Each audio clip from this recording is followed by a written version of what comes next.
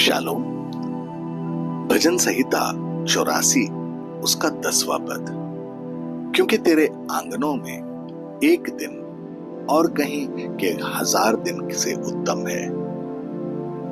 दुष्टों के डेरों में वास करने से अपने परमेश्वर के भवन की देवड़ी पर खड़ा रहना ही मुझे अधिक भावता है। आज आइए परमेश्वर के भवन में वास करने की इच्छा से के विषय में हम विचार करें।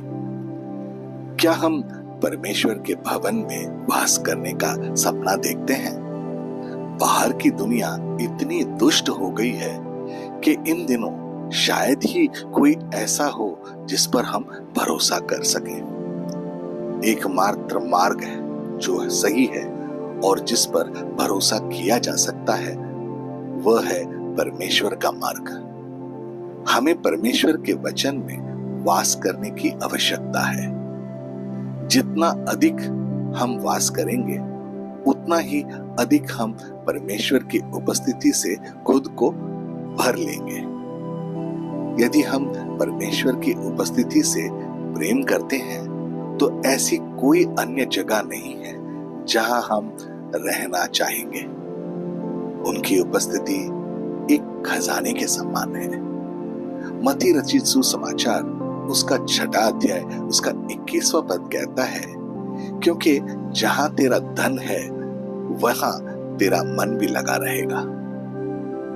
कोराइयों की तरह भजनकार कहता है कि परमेश्वर के मंदिर में होने, परमेश्वर के दरबार में होने से बढ़कर कुछ नहीं। क्या हम भजनकार की तरह जुनून रखते हैं कि हम हर दिन लगातार परमेश्वर के दरबार में रहें? हम वास्तव में धन्य हैं क्योंकि हमें हर दिन हर घंटे प्रभु की उपस्थिति का अनुभव करने का अवसर मिलता है। अब हम मसीह के माध्यम से परमेश्वर तक सीधे पहुंच सकते हैं। हमारे पास परमेश्वर का वचन यानी कि बाइबल है। हमारे पास पवित्र आत्मा है।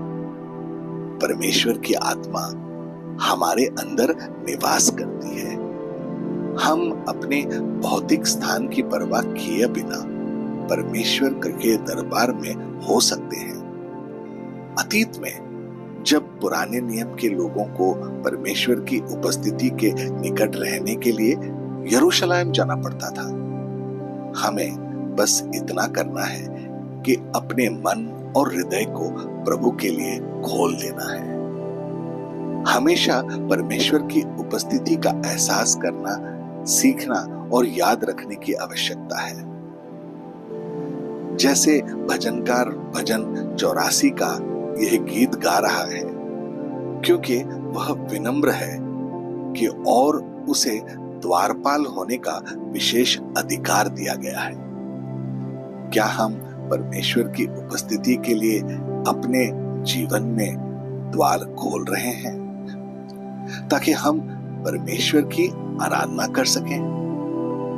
क्या हम यीशु के उपस्थिति के करीब खड़े होने को लेकर सक्षम बनने की कोशिश कर रहे हैं?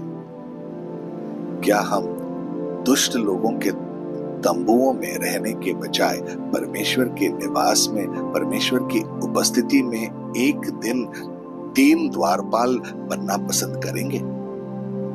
हम द्वारपाल हैं। हम जहां हैं वहां हमें परमेश्वर ने रखा है। हम अपने मित्र मंडली, अपने कार्यालय में साथ काम करने वाले सहकर्मी, अपने स्कूल और कॉलेज के साथियों, अपने पड़ोस में जो कुछ भी आता और जाता है उसके लिए हम जिम्मेदार हैं, क्योंकि हम पर यीशु की सच्चाई का प्रकाश देने की जिम्मेदारी है। जब हम दुनिया जो अनुसरण करती है, हम उसका अनुसरण करते हैं तो हम उन चीजों को अपने प्रभाव क्षेत्र में आने देते हैं।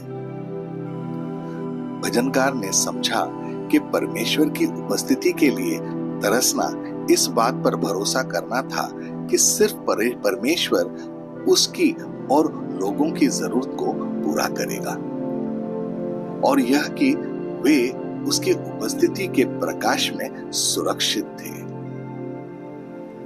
हमें जीवित परमेश्वर के द्वारपाल बनने के लिए भी बुलाया गया है। हमारे शरीर से शुरू करते हैं, जो पवित्र आत्मा का मंदिर है। हम हमारे शरीर के अंदर किसको बसने दे रहे हैं? अगर पवित्र आत्मा है तो हमें हर समय परमेश्वर की उपस्थिति का सौभाग्य प्राप्त है। हमें अपने आसपास के पीड़ित दुनिया में परमेश्वर की उपस्थिति को ले जाने की विशेष अधिकार है। दूसरे करंथियों उसका 6 अध्याय उसका 16वां पद कहता है, और मूर्तों के साथ परमेश्वर के मंदिर का क्या संबंध?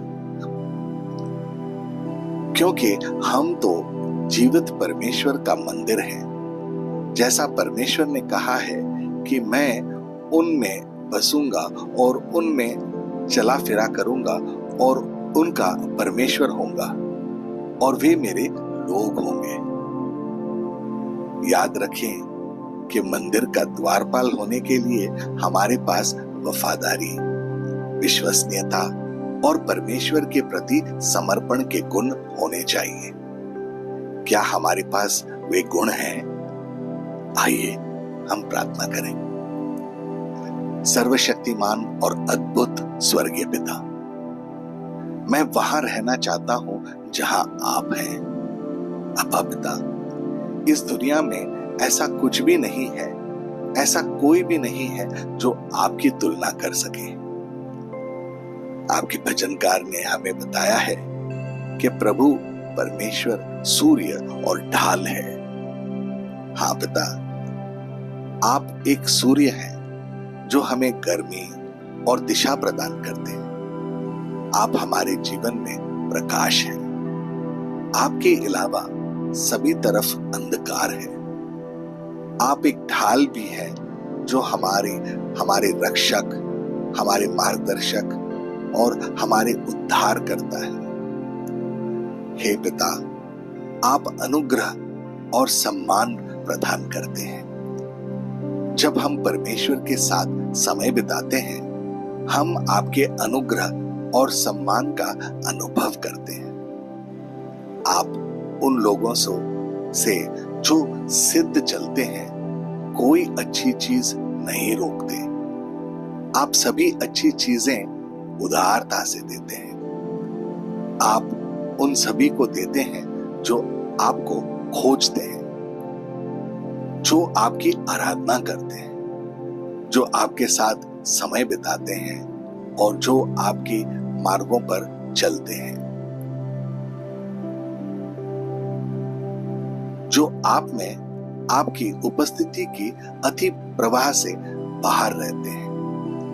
हम सभी को आपके साथ अकेले रहने और आप में पुरस्कार का अनुभव करने के लिए आवश्यक अनुशासन के साथ आशीर्वाद दें। जैसा कि आपके भजनकार ने कहा है, धन्य है वह मनुष्य जो दुष्टों की सलाह पर नहीं चलते, ना पापियों के मार्ग पर खड़ा होते हैं, न तिरस्कार करने वालों की मंडली में बैठता है, परंतु उसका मन यहोवा की व्यवस्था से लगा रहता है और वे दिन रात उसकी व्यवस्था पर ध्यान करता है। वे उस वृक्ष के समान होगा जो नदियों के किनारे लगाया जाएगा, जो अपने समय पर फल देता है, जिसके पत्ते कभी मुरझाते नहीं और जो कुछ वह करते हैं वह सफल होता है। हाँ पिता, सचमुच तेरे आंगन में एक दिन कहीं और के 1000 दिन से बेहतर है। मैं यह प्रार्थना नसरत के यीशु मसीह के शक्तिशाली और अनमोल नाम में करता हूँ। आमीन और आमीन। अपने दिन की शुरुआत प्रभु यीशु से करें। सब्सक्राइब कीजिए, नोटिफिकेशंस ऑन रखिए और ये दैनिक भक्ति आपको रोज मिलेगी। धन्यवाद।